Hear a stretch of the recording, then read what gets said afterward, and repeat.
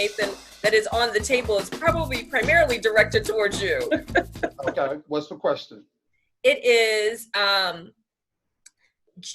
so with the rise of ethno-nationalism across the world consolidating power, just as white nationalism has consolidated a unitary executive, how do we keep the reactionary forces from crushing the civil rights movement with the military, just like in Germany, like Trump has already threatened to use?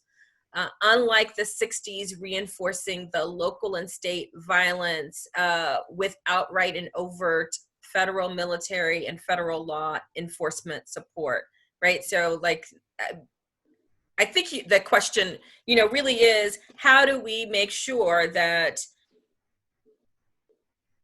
it becomes a civil rights movement, knowing that we have a governmental and a financial system, right, that could be used against it, to be organized to work against us, right? Like you can mobilize the military, and in some ways we've got a militarized police state that could be mobilized. How do we make sure that we're safe in this moment to make it an authentic civil rights movement?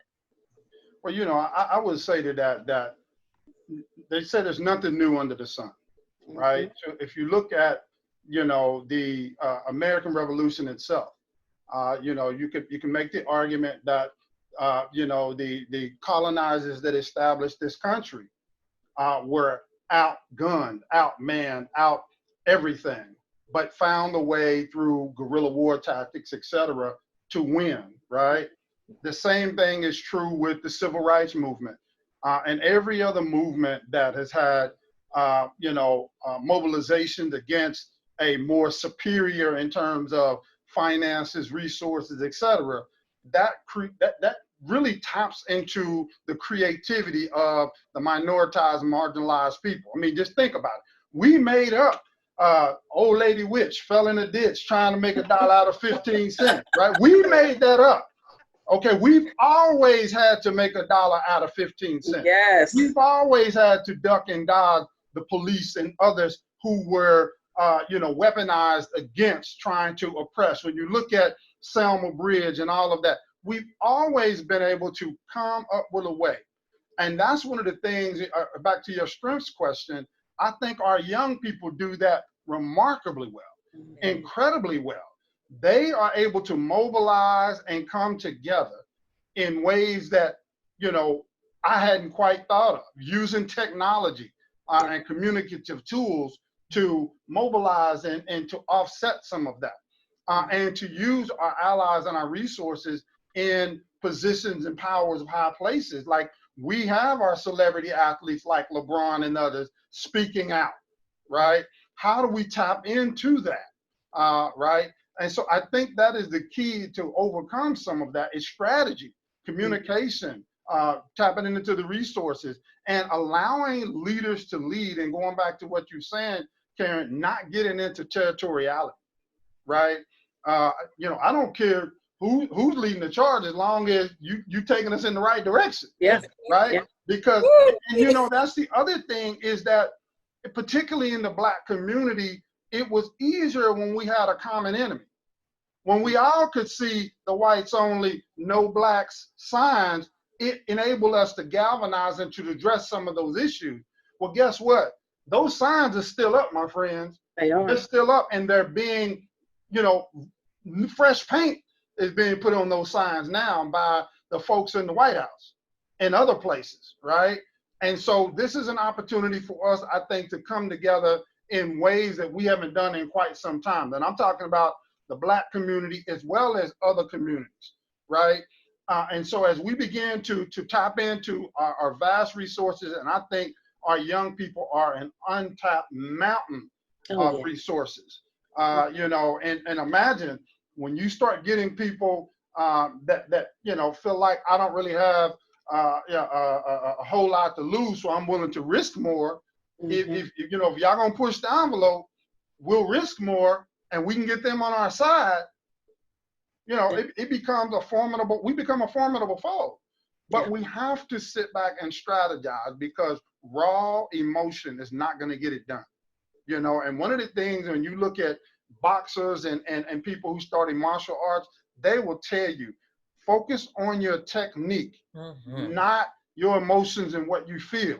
And it's not that those emotions aren't valid. It's not that they aren't real, but it's technique gets you to the point where you can respond without thinking about it, in a proactive, positive way. But if you get into your fifis, as the young folks say, right, you might misstep and it'll cost you more than you're really able to pay.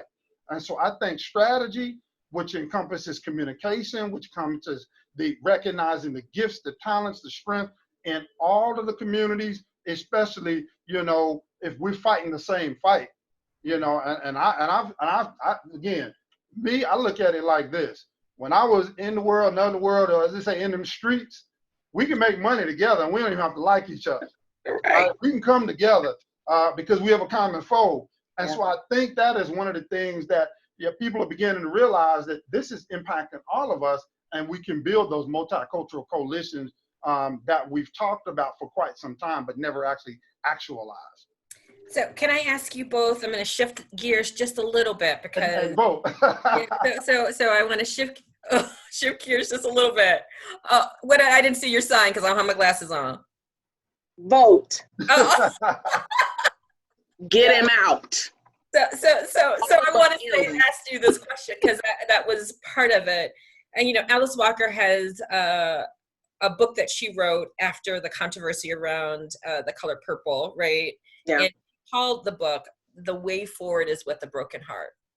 And I wonder if at this moment, what would be the recommendations of sort of moving forward? How do we keep moving? Because I think there is a lot of pain and anguish, which can be, as Nathan, as you said, can be mobilizing, right? You could use it, but also it can stop you from going anywhere, right? So when you get caught up in your anger and it doesn't feel like it's productive. So I would say that some of what we see is good, right? Strength, energy, but also there is some pain that I'm hearing and seeing. So how is it that you would recommend that we start to have a conversation about the way forward with our broken hearts? What are some of the, right? And the link to that is what would you see as signs and symptoms of our brokenheartedness? Yeah. What kind of tips and strategies would you have for individuals, families, and maybe communities? I know I said a whole bunch. That's all right. So I think the first thing that's necessary, I like the way you said, moving forward with broken hearts. Yes. But that can only take us so far. Dr. DeGruy talks about post-traumatic slave syndrome. And in there, she really hits on, multi-generational trauma and ways that we have taken that, something as simple as, in my family, we call them dookie shoots, I'm sorry, chitterlings, and made them a delicatessen. She also talks about, ways, just literally ways that we've taken pain, lack of brokenness, and we've created something beautiful out of it. It's the cement is all around and there's this crack and a flower and a rose, something beautiful is growing out of it. Yeah. And she also is very real about there have been some unhealthy ways that we have, things that we've taken from that and that we continue to do. Yeah. And so the pain and the brokenness is only going to get us so far. We have to do something about the pain and brokenness so that it can be turned into energy that is used for our good. And so the first thing I think is really important for us to get a hold of is this is trauma. Yeah. This is multi-generational trauma, literally. Yeah. And Black people are experiencing these traumatic incidents over and over and over and over again. This is complex trauma, and we need to be able to take care of ourselves. So one of the things, I spoke to a group of HR, Black women in HR last weekend, and one of the things that I kept saying to them is we need to hijack our parasympathetic nervous system. What does that mean? Mm-hmm. We carry, as Black people, even thinking about it metaphorically, historically, we were carrying cotton on our backs. Mm. We carry all the legacy of evil, white supremacy in our bodies. It is resting in our bodies. Some of us are overweight as a result of it. Some of us are depressed as a result of it. Some of us are anxious and hypervigilant as a result of it. Some of us make really, really bad decisions as a result of it. We're carrying it. Some of us stay in an alert state. Our brain is emitting hormones that literally tells us to be in crisis all the time, Right. constantly. And so those hormones, those chemicals are eating up our organs, Mm-hmm. causing our hearts to pump faster all day, faster all day. Mm-hmm. And we have nowhere to put it. Yeah. Then you dump COVID on top of that, and now you're stuck in the house. So when you once had the opportunity to go play basketball, Right. they could still golf. When you once had the opportunity to go play basketball, there are no basketball courts available. You can't even go out and shoot. Right.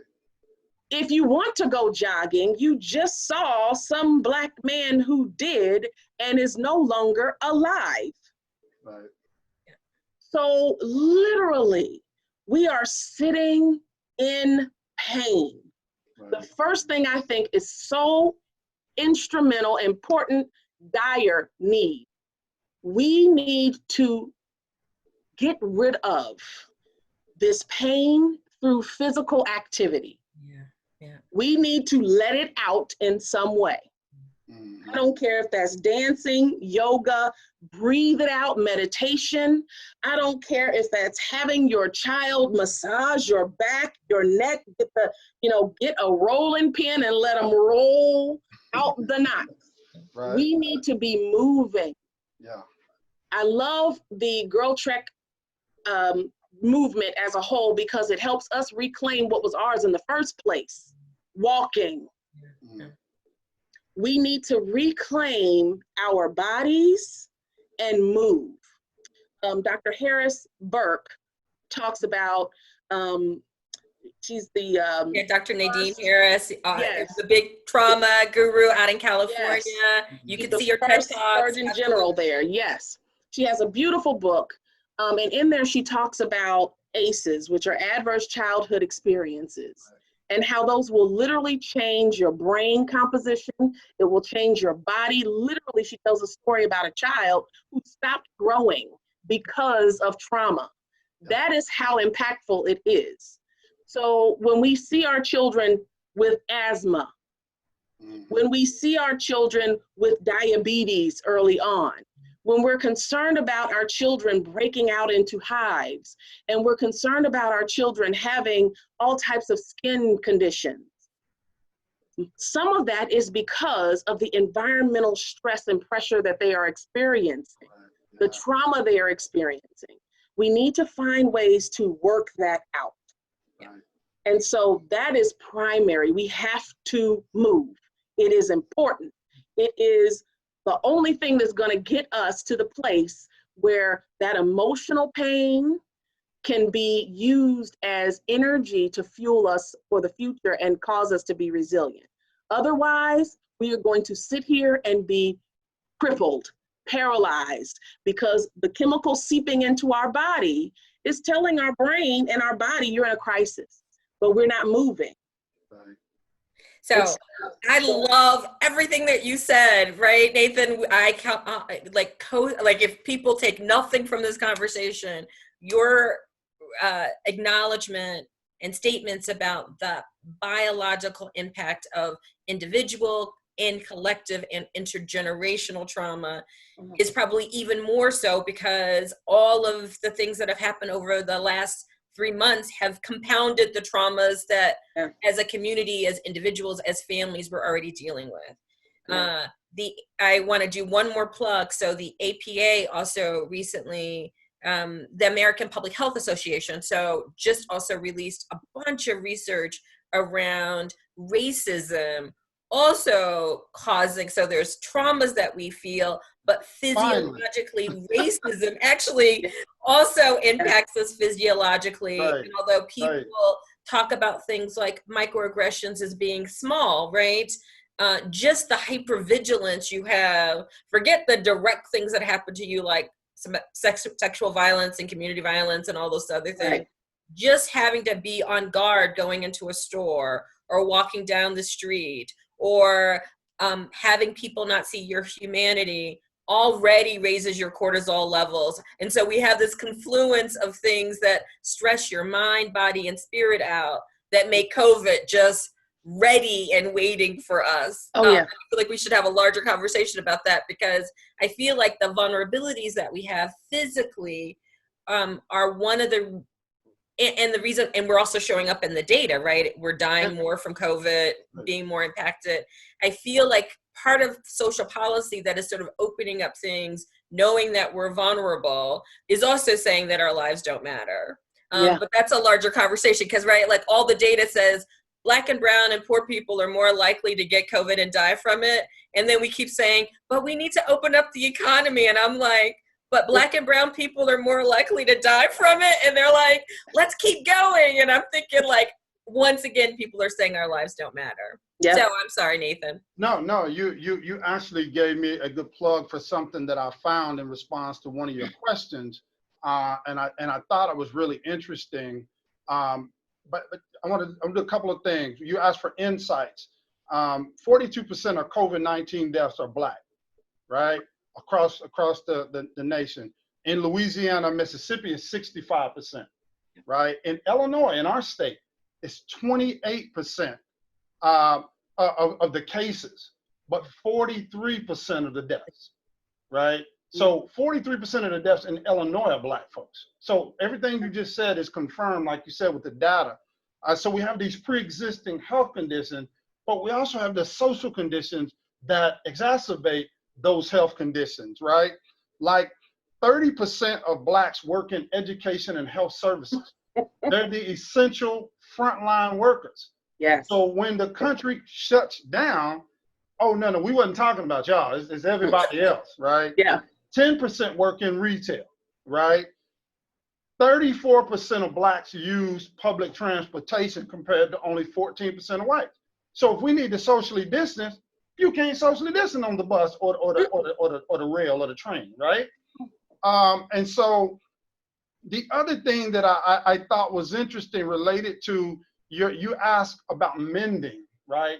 About mending, and you said, is there a need? Absolutely.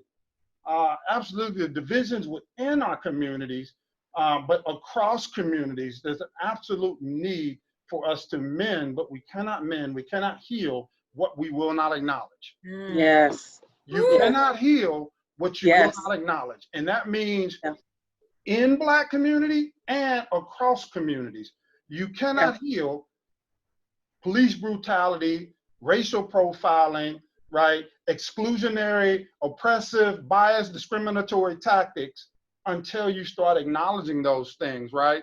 And then you ask, how do you define it? And I had to look this up, Karen, because you got me on that one. I was like, man, I haven't really thought about mending since probably, back in like 7th grade, and we had, that's back when you had, the classes you had to take with sewing and stuff, right? They don't do that anymore. But economics. Yes. Mending means to repair that which is torn. But again, how can you repair what you do not acknowledge the tear in the proverbial fabric, right?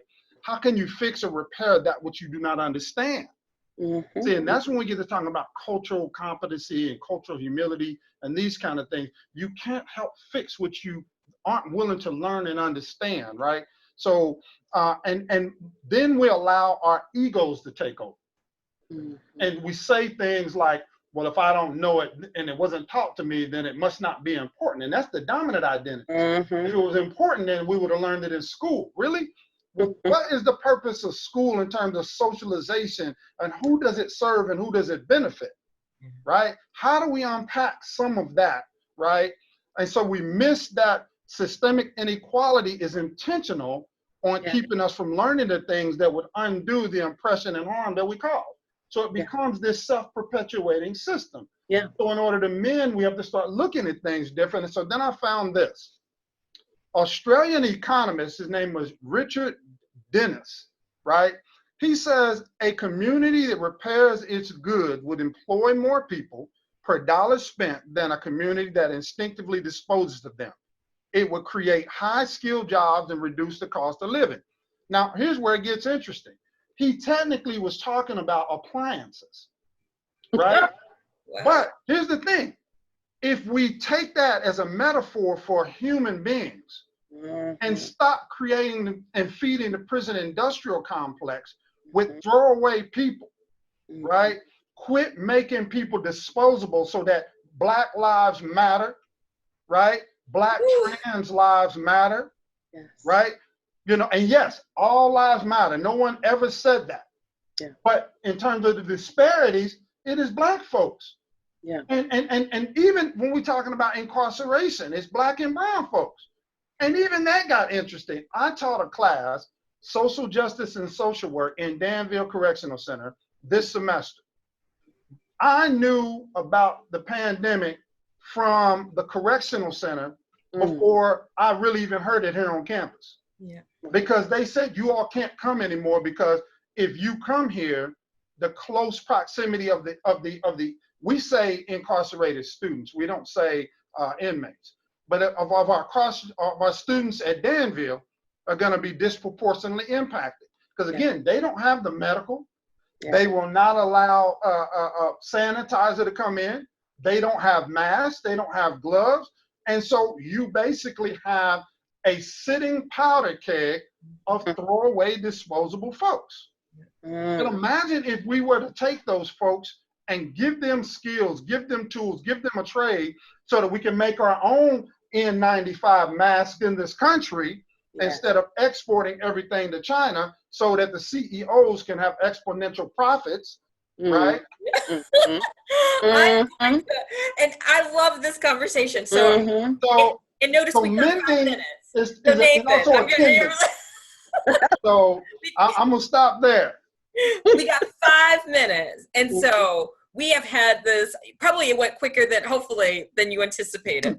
So we got 5 minutes to talk about recommendations, final messages that you want to get out. Because clearly, right, hopefully the audience realizes this is a conversation that we need to be having and there's a lot to talk about.